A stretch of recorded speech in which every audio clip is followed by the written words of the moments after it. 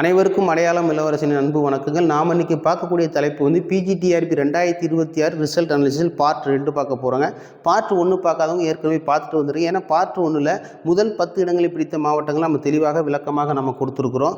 ஏன் இந்த மாதிரி வீடியோஸ்லாம் உங்களை பார்க்க சொல்கிறோம்னா, நம்ம எந்த மாவட்டத்தில் இருக்கோம், நம்ம மாவட்டத்தில் எத்தனை பேர் தேர்ச்சி பெறுறாங்க, நம்ம எப்படி படிக்கணும் அப்படிங்கிற ஒரு விழிப்புணர்வு வீடியோ தாங்க இது. இல்லை கடைசி 10 இடங்களை பிடித்த மாவட்டங்களை பார்க்க போகிறோம். 38 மாவட்டத்தில் 38வது இடத்துல, அதாவது ஃபஸ்ட் இடத்துல மயிலாடுதுறை மாவட்டம் 7 நபர்கள் மட்டும் தேர்ச்சி பெற்றிருக்கிறாங்க. 37 நாகப்பட்டினம் மாவட்டத்தில் 13 நபர்கள் தேர்ச்சி பெற்றிருக்காங்க. இந்த மயிலாடுதுறை மாவட்டம் என்பது நாகப்பட்டினம் மாவட்டத்தில் 2020 தாங்க பிரிஞ்சுது. ஆக மொத்தம் ரெண்டுமே சேர்த்தாலே ஒரு 20 தேர்வுகள் தேர்ச்சி பெற்றிருக்கிறார்கள். 36வது இடத்துல நீலகிரியில் 16 நபர்கள் தேர்ச்சி பெற்றிருக்காங்கன்னு சொல்கிறோம். நீலகிரியில் குறைந்த மக்கள் தொகை கொண்ட மாவட்டம்னு சொல்லலாம். அடுத்து திருப்பத்தூர் 2019 வேலூர்லேருந்து பிரிஞ்ச மாவட்டம். இதில் வந்து ஒரு 17 தேர்வுகள் வந்து தேர்ச்சி பெற்றிருக்காங்க. அடுத்து திருவாரூர்லாம் பழைய மாவட்டம், கிட்டத்தட்ட 18 நபர்கள் மட்டுமே தேர்ச்சி பெற்றிருக்காங்க. இங்கெல்லாம் தேர்ச்சி பெற்ற எண்ணிக்கை சற்று அதிகமாக இருக்க வேண்டும். அடுத்து 33ல் பார்த்தோம்னா திருநெல்வேலி, அரியலூர் வருதுங்க. அரியலூரில் சமீபத்தில் பிரிக்கப்பட்ட மாவட்டம் தான். ஆனால் திருநெல்வேலி பழைய மாவட்டம், மக்கள் தொகையும் கொஞ்சம் கணிசமாக அதிகமாக உள்ள மாவட்டம். ரெண்டிலுமே பார்த்தோம்னா கிட்டத்தட்ட 24 நபர்கள் தான் தேர்ச்சி பெற்றிருக்காங்க.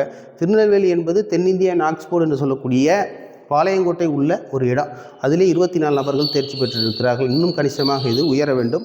அதுக்கு அடுத்து பார்த்தோம்னா வேலூரில் 26, அதே போல் பெரம்பலூர், வேலூரும் பெரம்பலூரும் 24 நபர்கள் வந்து தேர்ச்சி பெற்றிருக்காங்க. இந்த பெரம்பலூர் வேலூர்லாம் வந்து குறைந்த மக்கள் தொகை கொண்ட மாவட்டங்களாக இருக்குது. ஏன்னா வேலூர்லேருந்து தான் என்ன பண்ணிட்டாங்க, திருப்பத்தூர்லாம் பிரித்ததுனால மாவட்டங்கள் வந்து மக்கள் தொகை வந்து குறைஞ்சிருச்சு. அதுக்கடுத்து பார்த்தோம்னா ராமநாதபுரம், ராணிப்பேட்டை 2 வருது. ராமநாதபுரம் ராணிப்பேட்டையும் 28 தேர்வுகள் வந்து தேர்ச்சி பெற்றிருக்காங்கன்னு சொல்கிறோம். அடுத்து 30 செங்கல்பட்டு, 30 கரூர், 30 தூத்துக்குடி. இது மூணுமே வந்து 29 தேர்வுகள் மட்டுமே தேர்ச்சி பெற்றிருக்காங்கன்னு சொல்கிறோம். அதுக்கு அடுத்து பார்த்தோம்னா 29 புதுக்கோட்டை, 29 தஞ்சாவூர். இவங்கெல்லாம் 33 தேர்வுகள் வந்து தேர்ச்சி பெற்றிருக்கிறார்கள்.